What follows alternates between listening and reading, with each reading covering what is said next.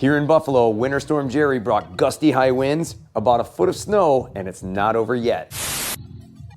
Hey guys and gals, welcome to Garage Gear. I'm JB, and here's a look at how this Ariens Professional 32 handled this wannabe blizzard.